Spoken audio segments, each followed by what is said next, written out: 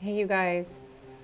Um, no more live Facebook for a while, and I'll probably post about it live on Facebook to tell you why no live Facebook for a while. But apparently, they took taken down all my videos, which means that somebody complained that I was speaking against the regime or something, and so all have been removed as being, I think, offensive content. I'm not sure, but I can't then let Facebook have all my content. So I'm gonna post directly to YouTube and then put a link on my Facebook and on my Instagram and on the Twitter and all the things so that I can get I have some stuff to say. I have some things to say, and I want to get them out there as best I can. So Facebook Live, as I think you all know, is very much about marketing and selling yoga pants and highlighters of facial contours and I don't know, other things. And so I'm not doing that. Yeah, I write books, but it's not that big a deal. I live a simple life. I'm not trying to really sell you guys anything but critical thought and a little resistance. So it's but it brings to mind how corporations, remember the first day I did the live video, I was like, isn't it amazing how important it is that we all have a social institution to cleave to? That I have UCLA and my husband has Boeing, which will probably be bailed out in the big corporations package, et cetera, et cetera. And that we need these social institutions and how important they are. And yet in my United States of America, we have given all of our freedom of speech, freedom of healthcare, freedom of health itself, freedom of education, freedom of transportation, of movement, of liberty, and all kinds of things to our corporate America. And it has become, in very many ways, the corporate states of America. And we are watching the pandemic spread globally around the world and now enter this country. This is really the very beginning of it, in my mind, reading what I have read from epidemiologists and doctors and people on the front lines and seeing the numbers rise as they are. It is very interesting to see this corporate states of America react to this pandemic. How do corporations find value in shutting things down? To what end? For how long? What is a human life worth, or lives worth, to corporations? What are elderly human lives worth to corporations? What is education worth? I teach at UCLA. What is that worth to corporations in a privatized United States? What is holistic health worth? Or are somebody's symptoms that can be tamped down for cholesterol or diabetes, even though it causes all of these other effects, is that more worthwhile? I listen to a lot of Tim Ferriss. I'm sure a lot of you guys do, and his talk of psychedelics and mental health and how effective it is, but how corporate America is not interested, because you could take these psychedelics once in a trained, controlled experience and have done with some PTSD that you've dealt with for years. Corporate America doesn't want that. They want a daily pill, a pill that you can keep on taking.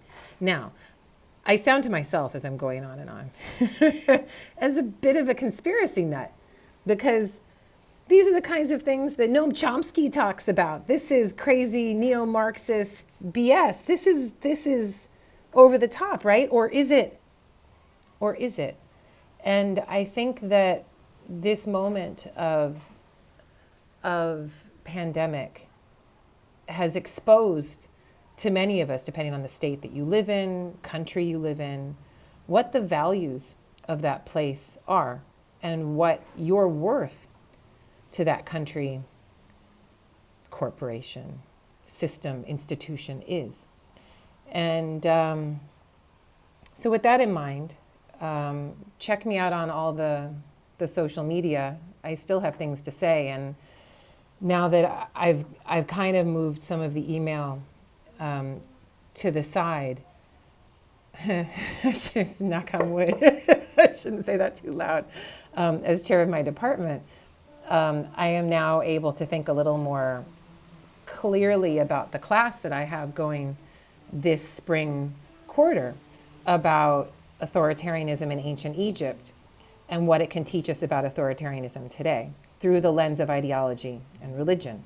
And I'm going to work on my syllabus tonight and tomorrow, map out my class, map out my topics, map out my PowerPoints and what I want to think about. And I'm going to let myself muse, not try to figure it all out, not try to wrap it up in any sort of neat package, but really let myself get messy. And as I do that and teach this UCLA class, I will share my ideas about all of this that I'm reading with you here on all the social media platforms, and would love your feedback about what you think we're going through and how agendas are potentially being revealed from your perspective. You can share how you're doing, share what's going on in your lives, and let's see if we can create a bit of an alternative community of critical thought and resistance in our own way. And on that point, I'll say goodbye. But this is the view off my front porch, which is lovely. Bougainvillea. I don't know what the big tall plant is called, but it's a native Californian something or other. And it's a gorgeous springtime day. That's my son practicing guitar. He's in the company School of Rock. They've kept all of their lessons on going via Zoom. He just had his drums. I waited for the drums class to be over and I waited for the guitar class because I thought that would be better.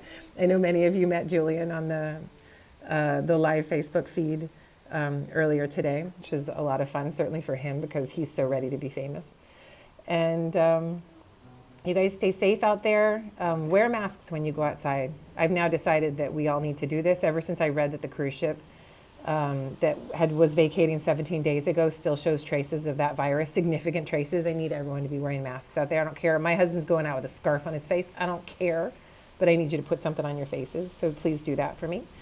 And don't touch your faces. Wash your hands like a crazy mofo. Do everything I'm telling you, and stay safe, rally around. And if and when a family member gets sick, pull out all of those herbal weapons in your arsenal and see what you can do in the home. Start mashing up that garlic and making the children eat it, and whatever you need to do. If you've got wild herbs in your garden, there are many of them that are antiviral. Get out your mortar and pestle or a spoon and a plate and mash that stuff up and do something with it. So, ciao. Until next time.